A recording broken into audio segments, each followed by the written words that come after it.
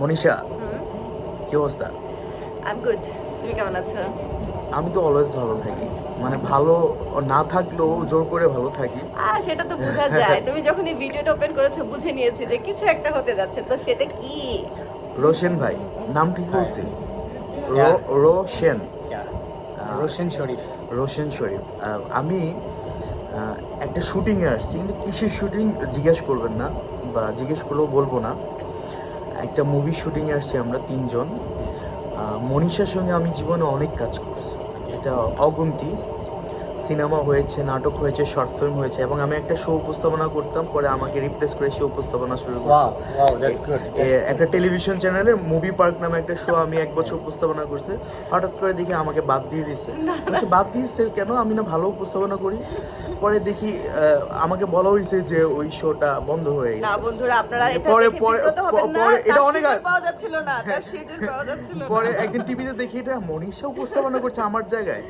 আচ্ছা, সেটা একটা বেসরকারি টিভি চ্যানেল ছিল, সিনেমা নিয়ে শো ছিল।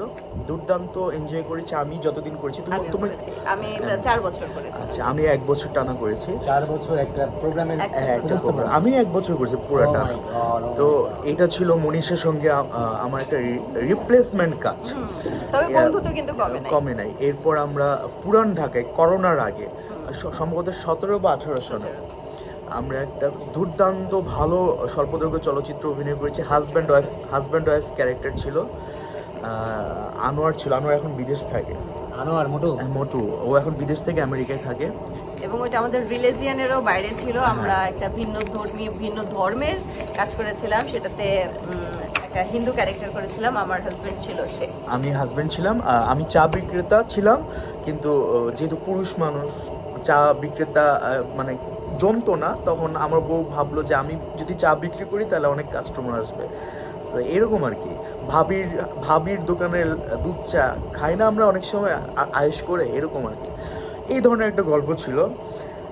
এছাড়াও আমি যখন আপনাদের মনে আছে হলি আর্টিজানের একটা ঘটনা ঘটেছিল, জঙ্গি হামলার। যখন ঘটনাটা ঘটে তার 7 দিন পরে একটা দম্পতি ডিরেক্টর, হাজব্যান্ড ওয়াইফ দুজনের ডিরেক্টর, ওনারা ওই ইস্যুটাকে কেন্দ্র করে একটা সিনেমা বানাতে চায়। ওখানে আমি নিবরাস আদলের একটা ক্যারেক্টার আমি প্লে করছিলাম। ওইখানে মনীষাও একটা ক্যারেক্টার প্লে করেছিল। আমরা 2-1 দিন শুটিংও করেছিলাম, মনে আছে উত্তরাতে। এটা সম্ভবত 2017-18 হবে, বা 16 হবে।